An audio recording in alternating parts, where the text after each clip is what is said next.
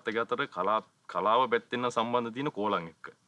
මොකද මම සම්ප්‍රදායික කලාවට යොමු වුණේ නැහැ. මට ඕනුනේ අධ්‍යාපනය කරලා එක්ක රාජ්‍ය සේවයට නැත්තම් කැමරා පැත්තට ඒ වගේ තැනකට යන්න තමයි මට ඕනුනේ.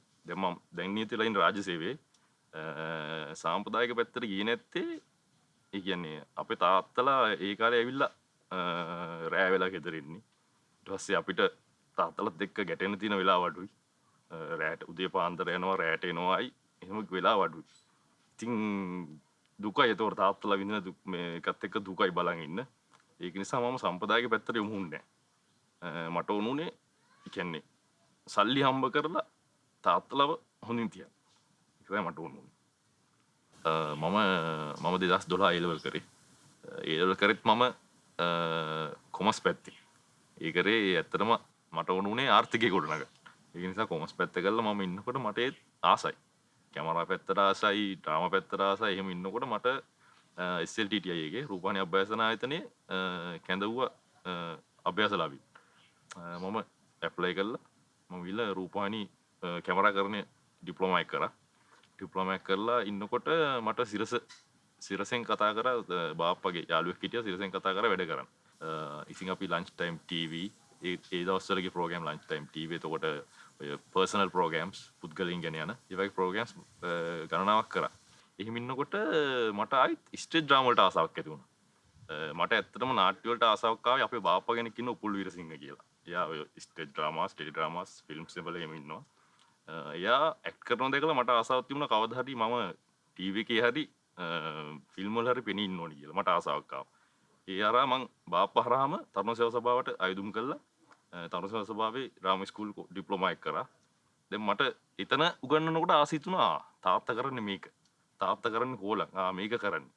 එතකොට මට දැන් ඇහුණ දැක්කපු දේවලුත් තියෙනවා මං කෝලම් ගැන. ඉතින් මට ඒක නිසා දැන් මං ගැමි නාටක එහෙම කරනකොට යූත් එකේ හරි ආසයි. මම දන්නේ ඒක. මම පැනලා උත්තර දෙනවා. කට්ටිය ප්‍රශ්න අහනවා මම පැනලා උත්තර කෝලම් මම කවිත් කියනවා. සමහරවිට ඇහුවම පස්සේ කොහොමද දන්නේ පුතා? කොහොම මෙහෙම සීතාත්තද? හේරි පිරසිං. එහෙම ගොම් පස්සේ මට හරි සතුටුයි ඉතින්.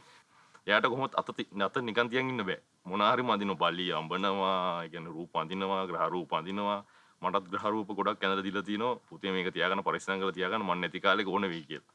එහෙම ඇඳලා දුන්නේ ගොඩක් තියෙනවා.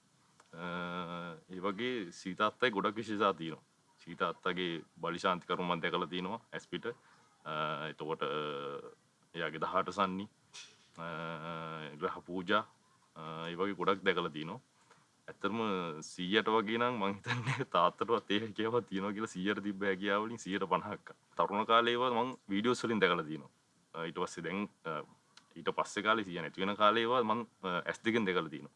100ගේ අර තිබ්බ ජවය ඒ විදිහටම තිබිලා තිනවා. ඒ කියන්නේ තරුණයෝ 10ක් එක දැම්මත් 100ව කැපිපෙනෙන විදිහට 100 නර්තන ඉදිරිපත් කරනවා.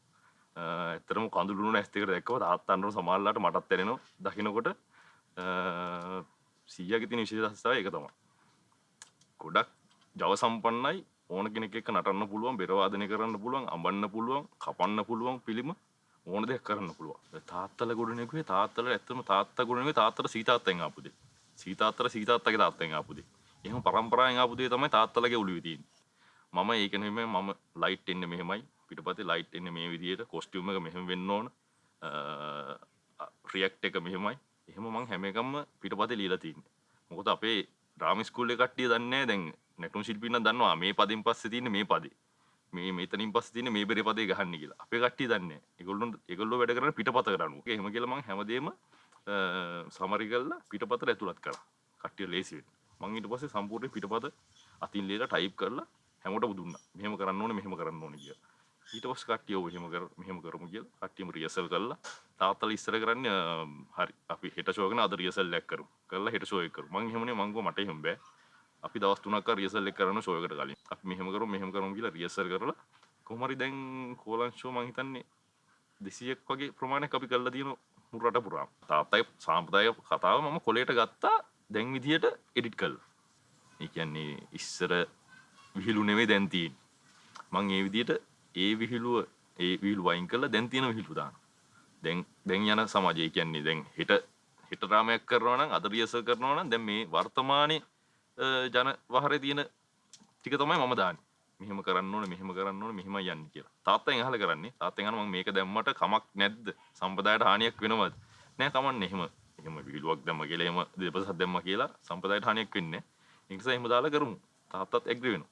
ඉතින් ඒ විදිහට තමයි දෙන්නත් එක්ක කතා කරලා ටීම් එකත් එක්ක කතා කරලා කරන්නේ. ඒකයි අපි දැන් රැය 5 වතුරා යන කෝලන් ඩ්‍රාම එක පැය දෙකකට අපි සංස්කරණය කරලා තියෙන්නේ. මෙහෙම කරමු සම්ප්‍රදාය රැකෙන පරිදි. ඒ කියන්නේ අපි දැන් අපේ කෝලන් ඩ්‍රාම එක අපි කරන්නේ පූර්ව රංග ටික විතරයි. ඒ කියන්නේ රජ බිසවයි රජ්ජුරුවයි වේදිකාවට එන්න කලින් කර පූර්ව රංග ටික විතරයි අපි කරන්නේ. මොකද එතනින් එහාට කරනවා නම් කරන්නේ ජාතක කතා. මනමේ ජාතකය. ඒ වගේ ජාතක කතාවක් තමයි ඊට පස්සේ කරන්න වෙන්නේ. ඊතර බෝරින් වෙනවා. ප්‍රෝග්‍රෑම් එක බෝරින් වෙනවා. ඒක නිසා අපි දැන් පූර්ව රංග ටික කරලා එතනින් ගරාවෙස් පාලා අපේ වැඩසටහන ඉවර කරනවා.